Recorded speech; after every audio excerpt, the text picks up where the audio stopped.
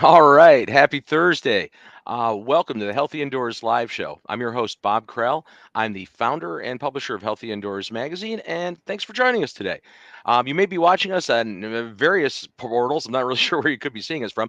Our primary streaming portal is the Healthy Indoors Online Global Community, but we also concurrently stream on Facebook, LinkedIn, YouTube, and probably a couple other places too. So, anyway, welcome. If you're seeing us after the fact, well, you're not watching us live, but you're watching the recording, or maybe listening to the audio podcast. There's a lot of options here. What's exciting is this is another 2 months in a row we've actually released the magazine on a show date, which is unusual for us. So the July issue of Healthy Indoors magazine is alive and well. It's available at healthyindoors.com if you're not a subscriber. Hey, but you should be a subscriber for a lot of reasons because it's a free publication. So why wouldn't you be? I think that's a great reason. So we have a lot of great topics in there. Like obviously, the cover story is on indoor chemistry, and that's a great cover story by our editor Susan Valenti. But Jeff May's back with May's Ways, his monthly installment talking about lead-based paint. Some introductions to an upcoming indoor environment show that's coming out in a few weeks, and Carl Grimes is back with a great editorial piece on dealing with I think a lot of the industry issues with certification and what that means. And I actually have an industry feature talking about green marketing. So there's just a ton of good stuff there on this month's edition. So you again, if you don't currently get the magazine or you haven't gotten the magazine, you can get the magazine. So that's kind of a cool thing.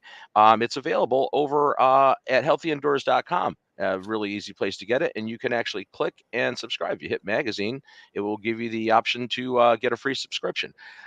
Also, the Healthy Indoors Online Global Community, which I just referenced a little bit earlier, of course, we're live streaming there today, but there's a lot of great stuff there. All copies of the magazine, all of our content, plus it's a great opportunity for you to network with other professionals in the industry. Boy, it's one of those days. I'm going to be tongue tied all day. So, our guest today is someone I'm really happy to have on the show. Not that he's a newcomer to shows that we do, because he's actually the co host of, or one of the co hosts of our Healthy Indoors After Hours program, which we debuted last year. And it'll be back later. That show will be back later this year. That was a monthly hour and a half evening show, more of an adult content show. Not really, but just a little. The premise again of that show is being live from an industry event. So without further ado, let me introduce our guest for today, Jay West. He's from Air Advice for Homes, and I'm going to have to put the CG up to get your title right because I'll screw it up. Contractor Training and Development Manager. I guess that wasn't that hard. No, Welcome, Jay. you did a good. Thank you. Good to be here, Bob. So yeah, But good to see you again. I does mean, anybody ever welcome you? They should. no, You, no, you know not what? Yeah, really. I, I, that's I mean, that's a I don't client know. should. Maybe like somebody that's serving papers. Welcome you here. Take I'm this. looking for Robert Krell. Yes, I've got something for you. Ed McMahon is not alive anymore, but if he was, I don't think he's going to ever show up on my doorstep, or he never did show up on my doorstep winning the $1 million for Publishers Clearinghouse either. Yeah. It's like, I don't know. I'd be a little bit scared if that dude showed up at my doorstep with anything. Uh, so anyway, I gave you the introduction as having, being a co-host in the other show, which of course you're no stranger to the Healthy Indoors broadcasts, obviously. That's true. Uh, but you've been in the industry for many years. And by the industry, I mean, I guess I collectively think of the building performance, the weatherization, indoor environmental services, all that under one big umbrella of like healthy buildings and overall, I think they're all pieces in different silos. But Hmm. you've been playing in this sandbox collectively for a long time. Right, right.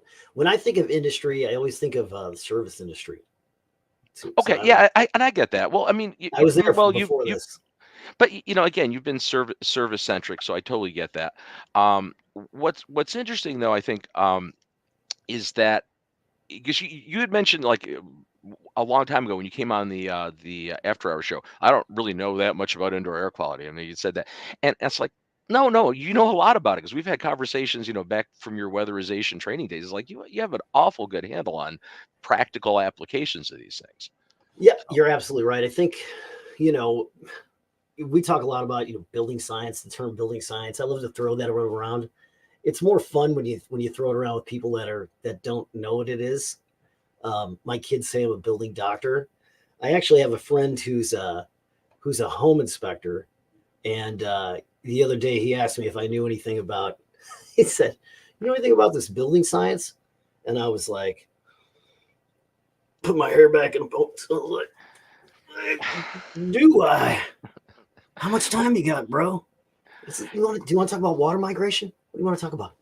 Moisture?" Right. So that you know an awful lot about IAQ and IEQ because that's like one of the fundamental failure points is moisture migration coming into our building envelope. Right. I mean, not the only cause of indoor environmental issues, but it's a big one, right? So Absolutely. and yeah, Absolutely. Yeah, and I mean, honestly, I think you know what? We didn't say thank you or hello to Susan. Susan yes, Valenti is Susan back. Valenti's here. I'm gonna pull Susan into the stream. And hopefully she's not gonna be like ill prepared to come online. Hi, Susan. I am actually really ill prepared to I come know, on. I know. You did not expect us to pull you in. I'm Turn sorry. the game You down, know, like my man. head is like, like my head doesn't like It's, even off with yours, so I have to like kind of. yeah, we can tip your camera a little bit. If it'll make it easier, we'll go this way, and that'll be easier. How's that? Yeah. Okay, No, I've actually I'm been trying to work with you. backstage, like, like, I mean, of course, like giving Jay props for his hair and his mustache, but also, That's why I brought you. That's why I said, Susan's got a lot of smart things to say. yeah, no, because I mean, Bob always says, "Oh, Jay has many years in this industry." How many years have you actually, been doing this? In 2008, I started in weatherization. I was an energy auditor. In 2000, by 2010, so I used to work for CETA. CETA Weatherization. CETA is a Community Economic Development Association. It's in Cook County. Cook County is the county that has the city of Chicago in it. So we service the city of Chicago and 34 municipalities. Huge amount, by far 13 times bigger than the second biggest weatherization agency in Illinois. So, but by far the biggest in the known universe. By my second year, I'd already done right around 800 energy audits in 800 different homes, mostly all low income homes, single family detached. So, but then I moved into training, and I was lucky because at that time there was a huge push to a train the trainer push because we were ramping up. It was the American Reinvestment Obama. What did they call that? The Obama, not Obamacare. It was the anyway. It was one of the ones I'm proud to be. I was proud to be a part of it. But the American Recovery and Reinvestment Act, ARA, which pumped a lot of money into weatherization. So we needed to hire. We needed to get people. We needed to teach people how to train. And for me, it was like a master's program because I have a college education. I have 2 degrees from Illinois State University. Dead birds, all you people out there, get on the chat line, smash that chat button, dead birds. The Ivy League of the Midwest, you probably have heard of it. Yeah, we've all heard of it as the Ivy Yeah. League of the Midwest. Yes, that's why I mentioned it because it's yeah. probably then you're like, oh yeah, you're talking about ISU. Anyway, I have 2 degrees, human sexuality and social psychology. They're actually what they call concentrations in the sociology field. I have 2 minors in psych and philosophy, and I graduated in 1995. And so by 2010, I was taking these courses and being trained on curriculum development, cognitive psychology, and I didn't realize until then how much my actual education, learning about gathering data, using how people's brains work, how people think in groups, how people's knowledge, skills, and abilities develop. All those things I never really kind of coalesce those or kind of focus those on a job until that time. And then I realized all my interest in buildings and all these things that I had seen in these people's homes and in the background, my passion, that I wanted to do something good. I wanted to do, and I still do, want to do something with my life. And doing something with my life doesn't mean accumulating a whole bunch of money or having buildings that have my names on it. To me, it means, helping people, making the world a better place as best as I can. which I tried to do it through music, and didn't work. So then I tried this whole energy auditing thing. So I found out I got this training, and the thing with me was I was part of a group of trainers at CETA. We did not have a training center. We did not have a classroom. We did all of our training, and this is 2 years. In 2 years at CETA, we did 22,000 retrofits, full energy retrofits on multifamily mostly, but single family homes. And I was training contractors in the field, HVAC, architectural people. I was training energy auditors. I was getting groups of people who were either guys that were, tended to be, and I'm sort of generalizing here, but for the most part, you could almost find two groups. You had guys that were post tradesmen that generally were not good with technology and had no tolerance for paperwork. And then you had the other group, which was the younger folks who didn't understand the buildings, who had a little bit more technological savvy, but also had no tolerance for paperwork. And I never helped them with the paperwork.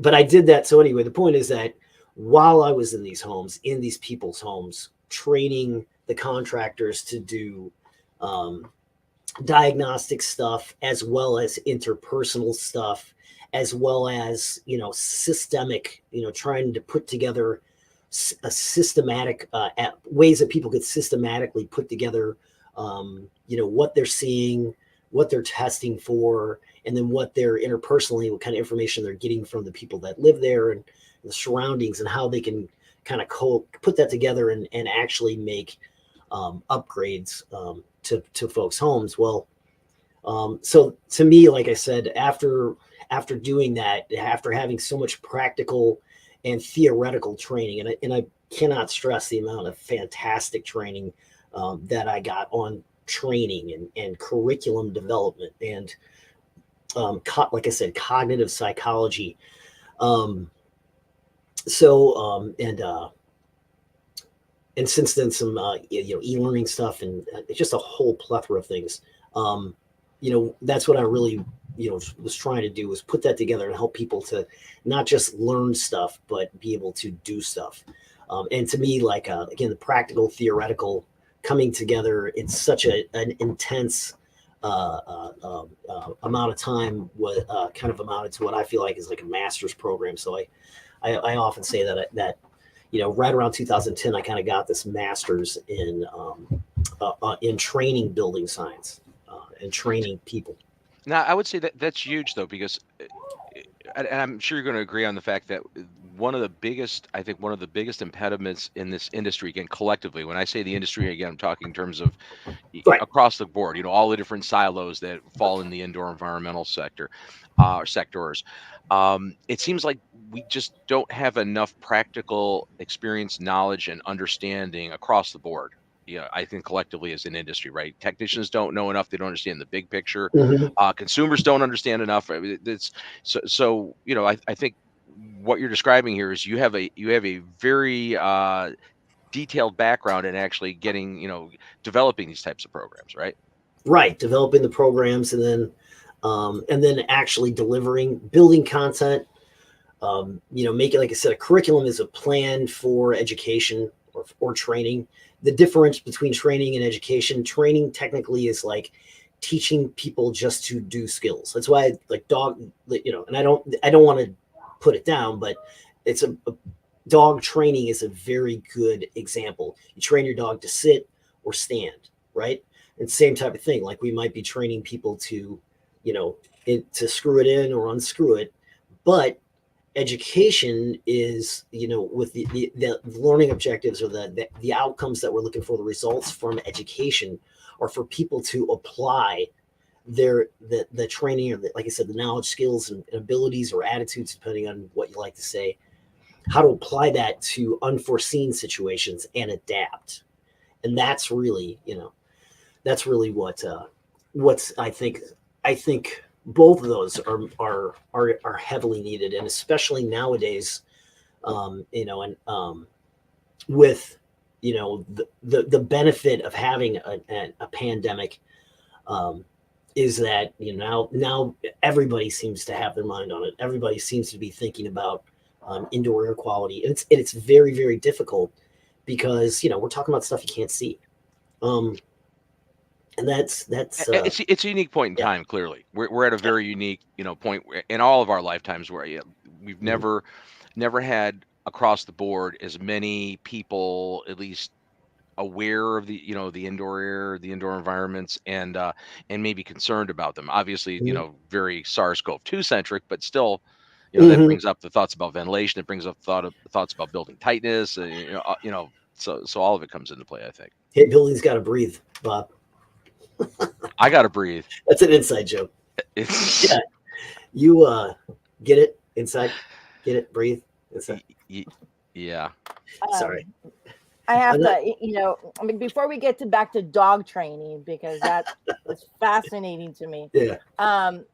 Like, what exactly do you do at Air Advice? You know, and like, why do you have this like an IAQ report on, and then there's like, and then the camera ends. So I'm like, so now I'm like very curious of, you know, like what does Air Advice have an IAQ report on? It's a good question. So, what I do at Air Advice is I'm the contractor training and development manager. Um, and That's not what I do. That's my job title. So I Yeah. should Like, answer the what question, Miss exactly do you West. do? Answer the question. What exactly I do? Well, you know, it depends on the day. No, so my job, what the benefit that I bring, the reason why they pay me, is because Air Advice is a manufacturer of air quality monitors, and what you do when you buy a monitor, you also buy a subscription. And with that subscription comes a number of things. I'm not going to sell everybody on it. If you're interested, you check the internet. But part of that is training.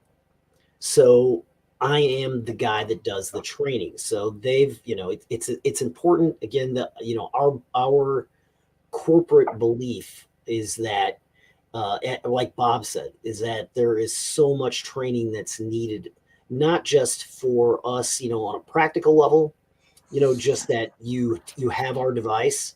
It's in our company and your company and the people that you serve. It's in everybody's best interest that you know how to use this device. And first of all, and so you're trained on how to set it up, where to put it, but that you also have that education on how to interpret those results, and you know, to improve, you know, and ideally the person who buys it generally is using it to you know, to help them recommend actions, whether it be selling of HVAC equipment, or you know, for a home inspector, pointing out deficiencies, you know, or you know, some folks have them actually, yeah, that's the website. Some folks have it, you know, in their buildings. We have something that's really interesting, actually, that I should mention, and I think I can. I don't think there's a Jeff. Call my phone if I shouldn't be saying this. We've got It's quite a a little thing, late now. You're going to say it. but the show is live though. Um, if it was, you should call it, you know, the It Healthy should Indoor say the word Live. live in the title of the show. No doubt, Yeah, right? Don't obviously, be obviously. yeah, right, exactly. No, no, interesting. I know that that we have some folks that we're working with. I'm going to try and be as vague as possible, but it's very cool that there's these like small pharmacy, home health consultant companies that are now being asked in Nevada. They're saying if you can get an indoor air quality test, then you can, you know, help them with certain, you know, insurance will cover certain indoor air quality um, medications and what other actions you can recommend. So that's really cool. So anyway, that's the to get back to your question, Susan, what do I do? I support those folks, which is a beautiful generic, you know, corporate thing to say. So by supporting them, what exactly do I do? I built a certification, which I do want to get to, because the reason why I'm here today is I'm on the Air Advice IAQ Specialist Certification Promotional World Tour. Yeah, Is this kicking the off. first stop of the World Tour? Yep. Oh, great. Okay. Yeah. Well, I'm happy you got Wow, yours that's for a like mouthful. Colbert and you know, know. Kimmel and all them. So that's good. Right. Yeah, and I am looking for some branding help with that. It is kind of a lot to say. So I developed a certification, and so I did an entire curriculum. The majority of, in fact, it's all e-learning. So I develop e-learning content, you know, and it's all. I first developed the curriculum, which if anybody's interested, you know, let me know. I'll tell you more about it. I'm just assuming you're not. But I built the curriculum based on instructional design that all the stuff that I learned from, you know, NREL and from the Department of Energy and all the training that I got from, you know, like that I talked about a moment ago. So I developed that, and I use the ADDIE process if anybody's interested. And then I made the content, and you know, made the trainings, made the assessments, which is a written test, and then actually a field observation rubric. Designed all that, built it, and then put it up online. In addition, I do live virtual trainings and structure-led trainings every week. I do. We have a series called Getting Started, and the intent is that you bought our monitor. Now take the training. We will teach you not just, like I said, not just train you how to use it, but then also instruct you on, you know, how you can talk to people about it, how it fits, the limitations, and of course we're super big on ethics at Air Advice, which is again one of the reasons why I joined them, which I'm sure is one of the questions that Bob, you're leading up to. So that's what I do. I do I do live online training, and I develop e-learning. And then I also have I love making field guides and job aids. It's kind of my I get excited. So by that, things that technicians out in the field can use in real time, you know, is you know, almost like a pilot's pre-flight check kind of thing to be able to do, you know, stuff like that. Absolutely. You know, a lot of that, a lot of those, you're right. A lot of those guides that I use aren't so much for the you know, the environmental hygienist, more for the guy who is, you know, just got out of HVAC school, who's a new to, you know, HVAC in general, is kind of overwhelmed. And you know, my big thing that the biggest thing that I try and do is help change mentalities. So, you know, it's, again, if we're just talking about HVAC, but in almost any trade, and this is something that I learned from, you know, weatherization and energy auditing, was that there's such a systemic approach to buildings, to structures. So the HVAC guy thinks of, you know, he thinks of HVAC, and you know, it's funny. I don't know if anybody's ever mentioned this, but one of the things that I say, the joke that I use over and over again, and I like to think that I make it seem like I just think of it every time I bring it up, but is that the V in HVAC, ventilation. If you don't work in HVAC, almost nobody knows what that means. They think it's like heating versus air conditioning, right? Like, I don't need heating. It's, you know, so I need air conditioning because I'm from the South. So that's what the V is. Ventilation means IAQ. Mm-hmm. Critically important. Critically, right? Yeah, yeah. I mean, yeah. No, I mean, it's one of the you know, most important things, right? As far as getting air changes, diluting pollutants, filtration, critical. dehumidification, removing excess moisture. Yeah, absolutely. Yeah. Such a huge, I mean, and we understand that, right? Because we look at it. Oh, because we work in the HVAC industry. Word. Not just the service industry, but the point is that that one of the big things that I really try to do, like kind of a general perspective, is get them to understand that they work in the indoor air quality industry. That, you know, stop thinking of, you know, most of their training, and it's you know, the other manufacturers of equipment are great. they have their own training and stuff, but those tend to be talking about features of the things that you can sell, that they sell you. And there's nothing wrong with that. I'm just not putting that down. But unfortunately, one of the, a negative aspect that grows from that is the idea that I sell a box that I install, and then maybe I'll get some additional stuff that I add on to it that's called IAQ stuff. But so if it's hot out and I'm out there fixing ACs, I don't have time for IAQ. Well, they're thinking about it mostly in the upsell mindset is I think most, So, I mean, it's probably not fair to say this, but I think it's right that most mechanical contractors think of indoor air quality as potential upsell peripheral products. right. Yeah. Additions. Probably. Yeah. And I keep trying to explain to them. And so the funny thing about that mentality is that if you're new, then you don't want to sell, or you don't want to talk about sales, or you're not so certain about yourself. You feel uncertain when you start saying, oh yeah, my boss told me I got to tell you that, you also could, have this better this high MERV filter that I could sell as well. And then a lot of guys just like, I don't want to do that. I don't have time for it. And, trying to get them out of the mentality, trying to give them the mentality that yes, you are the HVA, you are the IAQ industry.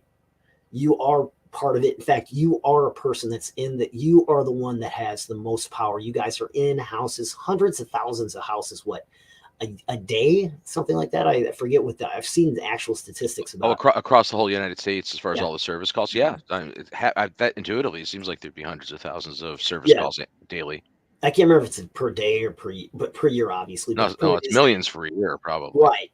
Yeah. So if we can change that mentality just a little bit, first of all, to help them feel comfortable and understand that, that don't be afraid to add this into it, because you do know more about it than you think. But then in addition, just to keep in mind that you have the power to do that. So that's a lot of, ostensibly, that's what I'm trying to do for Air Advice for Homes. Well, I was going to say, so in the pre-show, we spoke a little bit about who your primary clientele is, and it's largely the mechanical contracting community, right? Right. Yeah. But not exclusively. Not exclusively, absolutely right. But again, I kind of went off on a tangent because I was thinking more about who I'm trying to prop up the most. I mean, who am I? When I think about my job, who am I building those job aids? Because the additional question you had was about those job aids, those field guides. Well, yeah, those are more for the guy who's either new to his career, or someone who is trying to change his mentality from systematic to holistic. But you're right. We're seeing, right now we're seeing a lot more building inspectors, or I'm sorry, home inspectors, this is really becoming more popular, which is, to me, is awesome. And I say that because, I took back to my bio stuff. I took about a 5-year hiatus from weatherization, and I worked for Retrotech, which is the blower door company. Worked with Joe Medosh, nice gentleman, balding, but a fascinating guy, very smart. The other co-host of the After Hours show when we finally start doing it again. Right. But I worked there, and when I came back, but while we were there, we did some stuff where we were working with groups, with home inspector groups. And, we were trying to get them to use blower doors and duct testers and do pressure testing and shell testing. And by and large, they said no. They didn't want, at that time, it seemed to us, and I don't want to say everybody, but the feedback that we kept getting was that they weren't interested in doing any sort of destructive testing. They were concerned about killing deals. And now, 10 years later, we're seeing these guys are coming out, and they're doing all kinds of testing, and they're licensed to do it. And they're, in places like, Florida, where you're not really supposed to like touch a heating and ventilation Right, system unless you have unless a you have. mechanical contractor's license. Right. Yep, absolutely. Mhm. So, and they're figuring out, so they're doing these tests, and they're doing indoor air quality tests, and they're, and again, back to, you just talked about, the people that we're trying to educate. And so now I'm trying to help them educate real estate agents. Now I'm trying to help them, help those folks understand how, how they can use this to sweeten a deal, how they can make, um, how fixing things that they don't know about, um, can actually sweeten a deal. Oh, Susan, I I was know you just have a going to make a follow-up. comment in our Well, make the private chat comment and then about that. Well, no, it just, it's actually funny to me, like, how, like, like all this stuff is kind of coming full circle. I mean, 30 years ago, we were talking about, how can we educate realtors, Right. to like, to sweeten the deal. And the realtor's like, I don't want to hear about it. And Right. now it's like, especially now that we're like kind of like going, now the housing market's on a downshift, and, and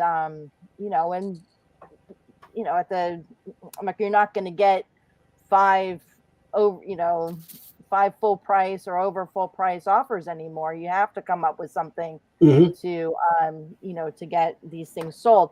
Um, my question in terms of the certification, do you have, do you think do you think you're going to have issues using that word certification? Mhm. Since it's, certification is not as popular as it was like a decade ago. And I mean, more and more associations are kind of like backing off of quote unquote certification, and now you have a certification that's specifically the air advice certification for da da da da da. Talk to me about just that word and how it plays in the industry now. So certification, I mean, still, there's two ways. There's two perspectives. One, there's the an instructional design guy like me, and I'm using certification because accreditation is for a company, and then certification is for the person. So you could be, so like you can be accredited like the Building Performance Institute, to do training, and then I'm sorry, not training, to do certification, and then the certifications are for people. The Building Performance Institute does not do training. I know that, but they do certifications. Certifications for people. So from that perspective, I don't, to answer your question, Susan, I don't have any concern about that because I that's the appropriate, the appropriate terminology. However, as far as like, getting people that are interested, from our perspective right now, this certification is for people who are actually our customers. We are opening it up to people who are not, who don't have a subscription and stuff Really? like that. Okay. Yeah. So Yeah. it's not, this is not necessarily going to just be for uh your device users. Right. Okay. And it began because, again, because we feel like there's a need. And when there's a need, I mean, I don't want to get into like, free market economic type of stuff, but I do definitely believe like the market's going to dictate that there is a need for it and people see it. What need, and to your, again, I'm going to answer your question, Susan. What's happened now is certifications no longer are just a piece of paper that you have, or, like a letter that you can put after your name. There's literally now that badges, you've probably seen them or run into them, but this is an e-badge or a, is a big deal now. So it's Well, really, it's all about gamification. it is all about gamification, and gamification. I can talk about that too. Yeah. Generally speaking, I'll go off on a tangent about this. Just what, but a quick tangent. This would be a controlled tangent. Okay. People think gamification is when you make training into a game. It is not. Gamification is the idea that that you can bring in elements of a game, like keeping score, like giving out awards and badges, specifically as you just pointed out, Yep. just to name a few things. Um, that's what gamification is, and so it kind of came from that idea. But you will see, you're going to see consistently now more and more often that people have a badge on their website or in their email address, and if you click it, it will actually take you to a clearinghouse that like a wiki that says this certification does this, and then it will tell you about the certification, what it means. So that's the biggest thing that I think that I've seen. That's a difference that's in the marketplace.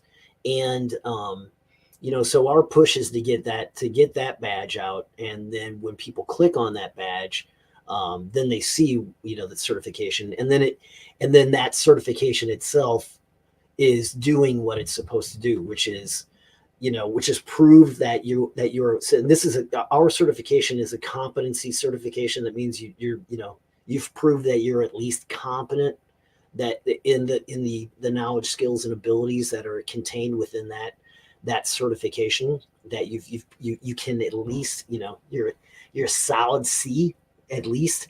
I shouldn't say Right, that. which actually would be good compared to what we currently have. Right. If everybody was a solid C, we'd be average. Right. Unfortunately, we have widespread incompetence, Right. and oftentimes a lack of and really, again, the point is with the badge is communicating to consumers and to other folks that what competence means.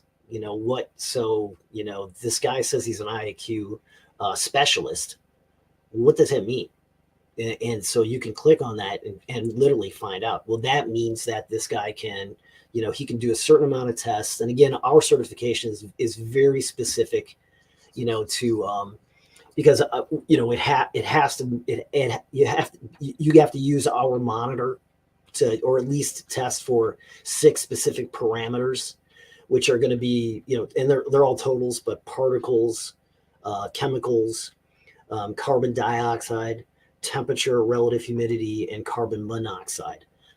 You can take test results from any or all of those 6 parameters, things that you saw visually, or I guess through your senses, and then you can do an interview to, like I said before, systematically approach the house, and then have, again, that you will apply this system that's part of the certification, because part of the certification that we're doing is teaching you to not just train you to gather information, but then give you the education to bring that information together, and then make a decision, because every house is different, every person's different, and then make that decision on what is ethically and reasonably the best action to take to improve indoor air quality. All right, Bob, I have to take the next question. So the one thing that we haven't talked about, I mean, you early on you had said, you have talked to a lot of people. Mm-hmm. I assume that, they're consumers, they're techs, they're the upper echelon of of the industry, for lack of a better word. Building science Illuminati. Yeah. How are you marrying, in your mind, all of these, needs? People. Because again, I mean, you just brought up consumers, mm-hmm. And how techs with your device should be talking to consumers. Mm-hmm. But again, you have an extensive background talking right. to consumers. So again, I'm interested how you're putting that all together. Yeah, I mean, that's a good question. So, my focus is always going to be on the consumer. Like I said, I mean, I know I just mentioned that kind of in passing, but I think that is, it should be, oh boy, I don't want to get too far out, but to my mind, and you said this is, and thank you, Susan, for saying in my mind, because this is all in my mind, but in my mind, if you really are talking about a free market economy, if you really are, the market are the consumers. So whether you're, Ayn Rand or Mother Teresa, it should always be about, how you talk to people, why you're doing tests. It should be about the people. And I think, it's funny that you ask that, because one of the debates that I have with many of my other friends who are also in this industry, who see things more from the perspective of an engineer or a researcher, or they seem to lack the importance of being able to actually just do something. Oftentimes there's that sort of idea of what paralysis by analysis. But the point is that getting people out and talking to people and showing them facts and being able to present facts to the consumer, that's where the more that happens, the more that they buy, the more that that not so much the researchers, they're always going to be a tough nut to crack, but the manufacturers, the guy who's produce it, the more that's how you're going to change their minds through it's almost like it's an economic revolution. But I mean, being able to convey that information, Susan's going to follow up on that. Not even drunk. But being able to convey that information in such a way that it's relevant and actionable by a consumer, isn't that really the rub here? I mean, it's like we don't do a very good job as an industry of doing that. We haven't today. And again, right? It's probably no, we don't. And it goes back to what Susan's last two questions. They were they were pregnant with that thought. The idea that how are we marrying all these different people that are interested, and haven't we been talking about this for 15 to 20 years? And longer. Yet, longer. Yeah. Susan and I have been around here a long time. You're still a youngin. Yeah, right.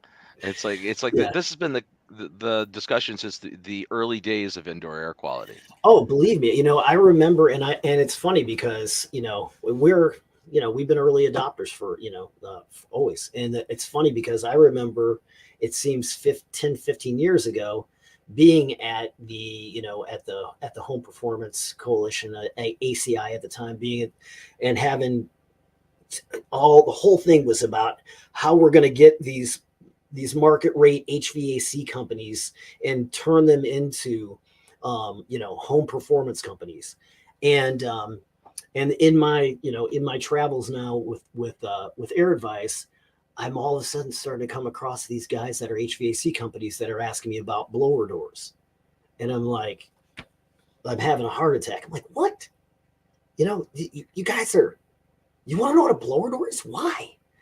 Well, we're doing just some, and I'll throw. I want to drop a shout out to Nate Adams, who has this concept of HVAC 2.0, and it's great. He's made it, he's formatting it and putting into a way that HVAC guys can get, and I'm getting some of these guys who are asking me about blower doors. So I guess the point is that it's probably the big change is that now people are interested in it.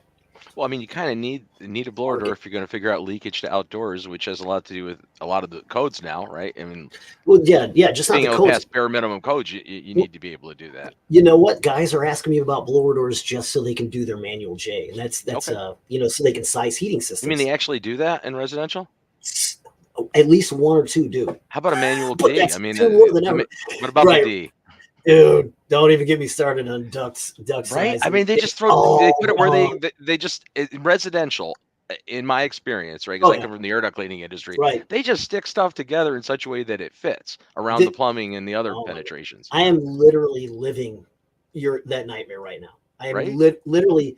I keep track of temperature. I'm in the basement. I keep track of the temperature upstairs and downstairs. When the air conditioner kicks on, it is 68 degrees down here and 73 on the 2 feet that way. Why? Because the ductwork's got plumbing and electrical sticking out. It's got it's like there's no manual D. Whoever used that, nobody even.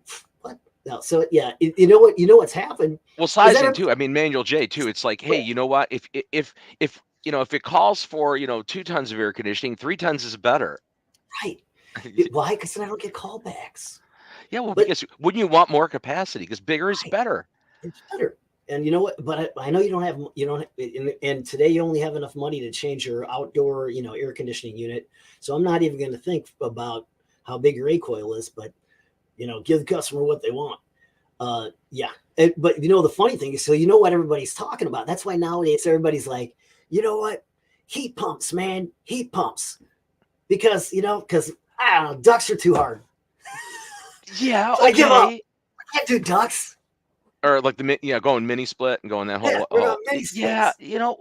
well, I mean, but think about it. The United States is one of the few places where mini splits weren't really widely adopted. Right. I mean, everywhere else in the world, there's mini splits everywhere. Oh, everywhere. It's common. On-demand water heaters too.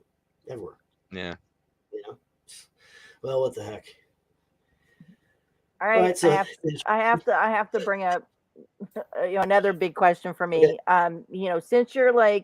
Since you're out there training and certifying contractors, whatever happened to like standards of care and best practices?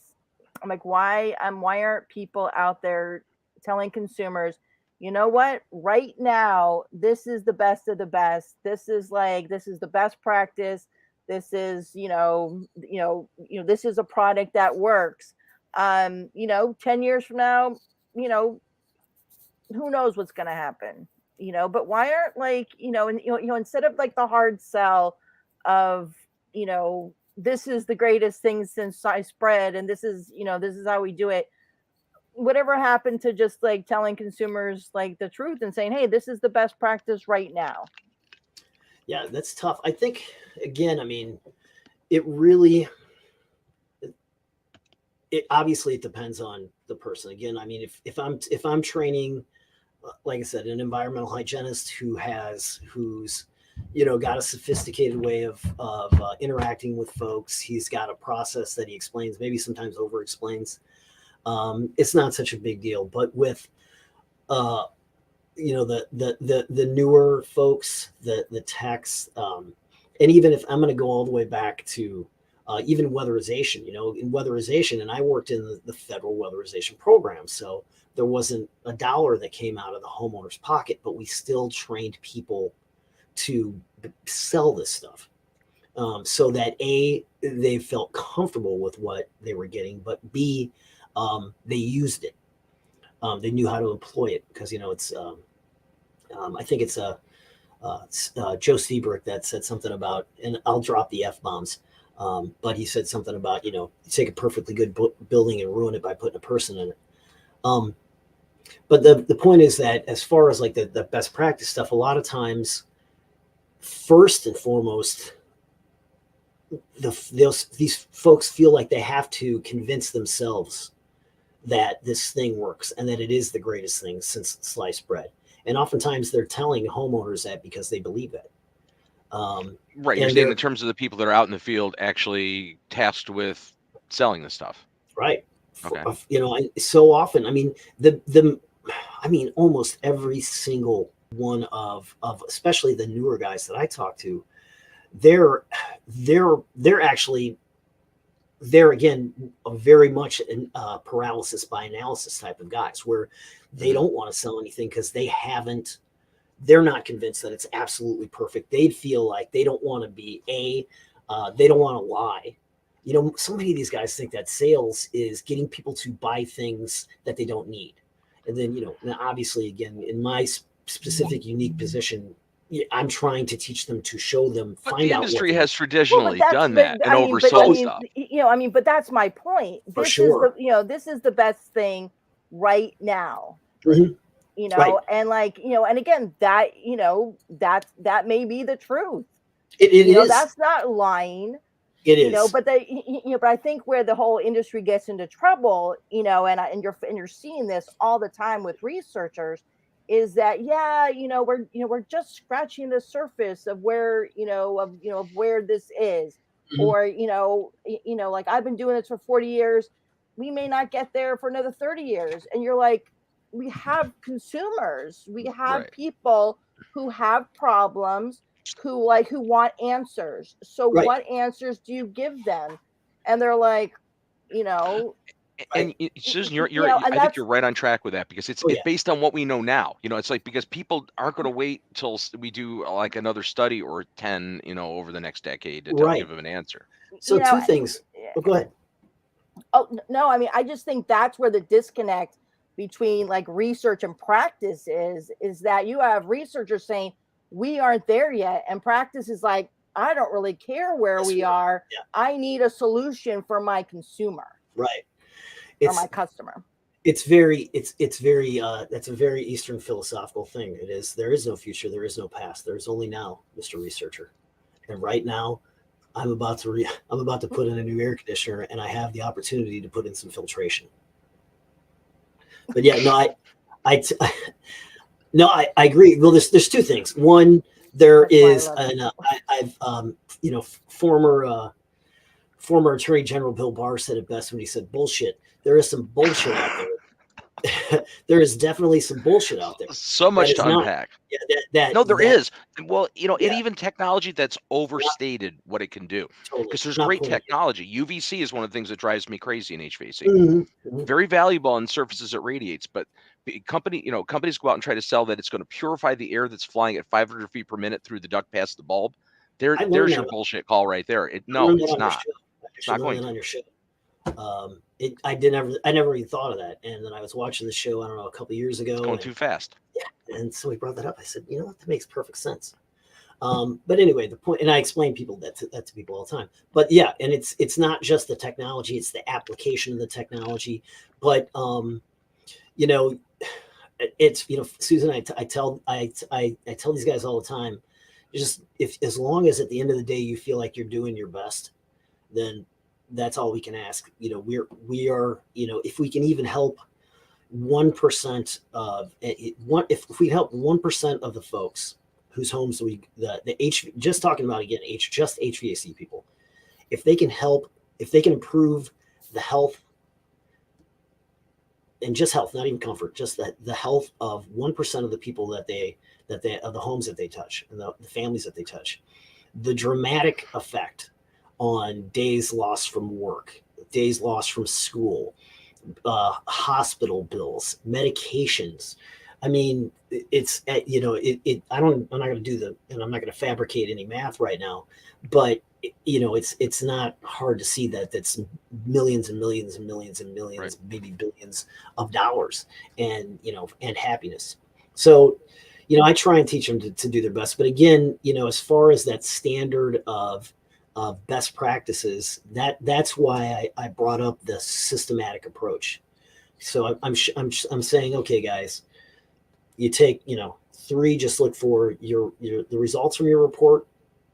Here is how to talk to people and ask them questions. Here's what to say, what not to say. We get into interpersonal stuff, and then here's some things to look for. Now, what we're going to do is we're just going to take 4 vectors. We're going to take, and I'll use vectors. I call it 4 strategies for improving indoor air quality. We're just going to look at filtration, ventilation, source control, and humidity control. And so after we get all that information, we say, all right, do they need ventilation?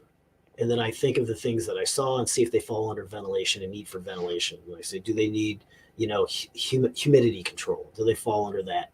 And then what I like to do, and then at the end of the day, or at the end of the call, or at the end of that system, then you feel like, all right, now I can look at whatever technology I have, or whatever my company, the specific, brand of products and stuff that my company sells, and recommend those. And there's, obviously there's so many other things, like, can I even get it? When can I get it?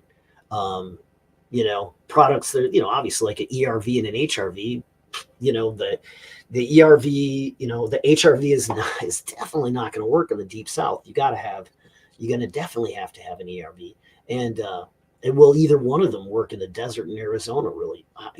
Or I had a great, these practitioners I love, and that's one of the things I love about doing these webinars with these guys, is they're basically meetings. We talk. It's not just like a webinar where they sit.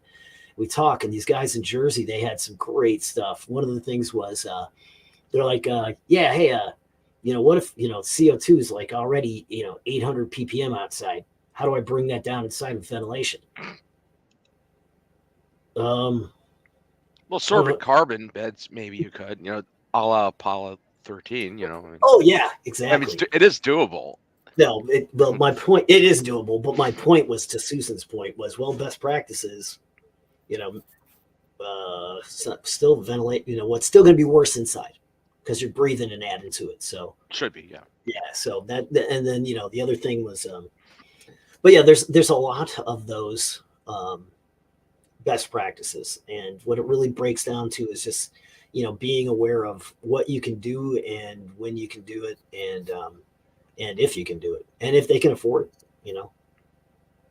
I mean, and we're getting to that point where we don't have a lot of time left. We're almost. I knew this was going to go fast. Remember pre-show I said I didn't want to really delve into too many topics, 'cause I knew we would we'd burn up 60 minutes like lightning fast. But final burning thought that we didn't touch on, with our line of questioning that you'd like to get in there. We'd give you a minute or two just to throw out your sage thoughts here. Yeah, I just think, again, just from a very, very general perspective, something that you mentioned, that there is a need, and that there are places, and I guess I kind of want to share this more than anything, with the folks who are listening or paying attention, or who care. There are so many other certifications and so many badges out there.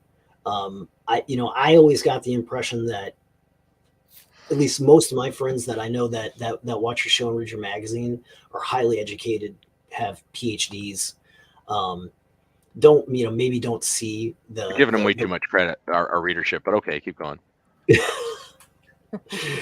But there's so many certifications and badges, and there's so many sort of certificates that are being pushed out. And there are places, look online, do a search for badge R or any of these other badging places, and there are some clearinghouses that can help you figure it out. But one thing I will say is this: if you're looking for certification, the best litmus test of whether it's good or bad is look at their learning objectives. They're going to say, if you take this certification, you will be able to do something that you couldn't do before, right? So if it's not stated in something, as opposed to a certification says, if you take the certification, we'll give you a certificate. Right. Which is good if that's what you want. But if you really want to be able to do something, it should say you'll be able to do something. And if it's not stated in a way that says that you can assess, that is measurable. For instance, if you see something that says you'll understand XYZ, run away, because how do you measure XYZ?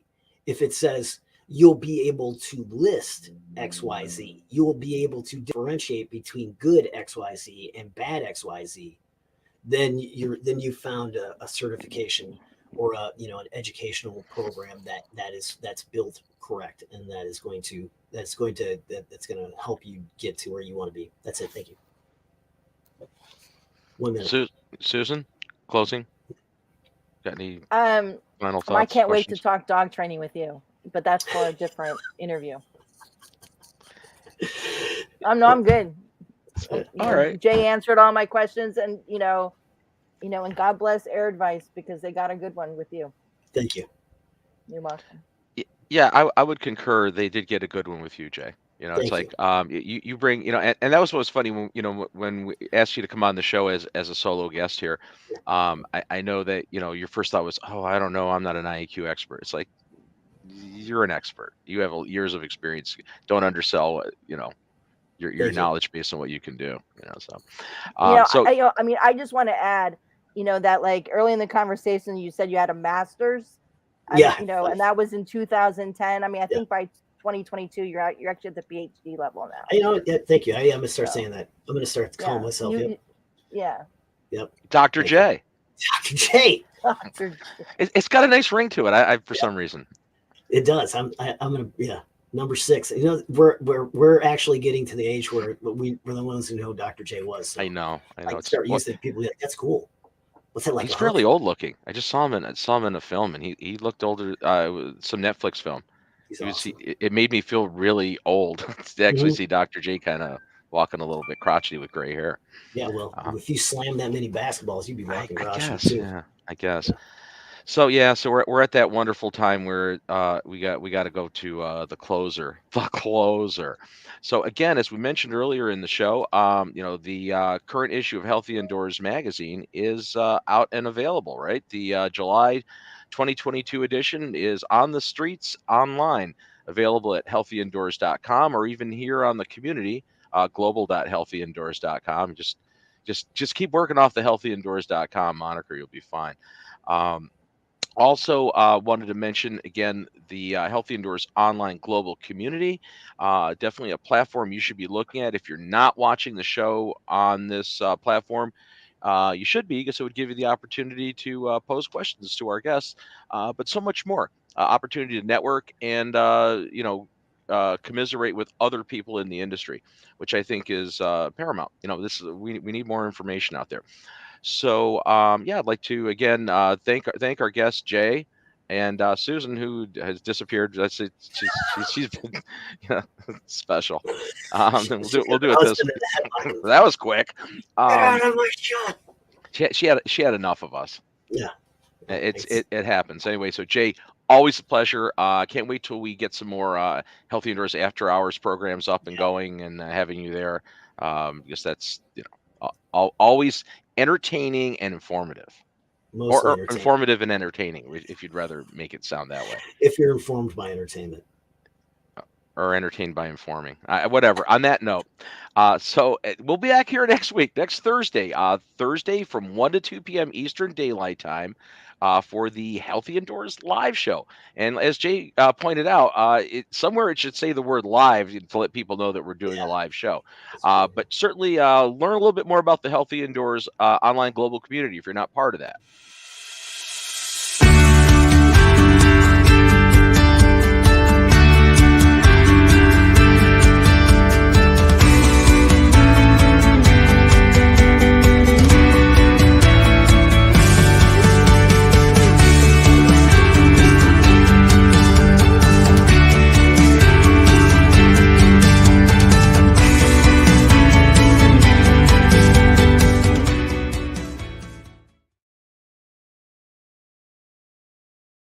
Indoors.com, Healthy Indoors Magazine, and all of our other assets. We'll see you next week.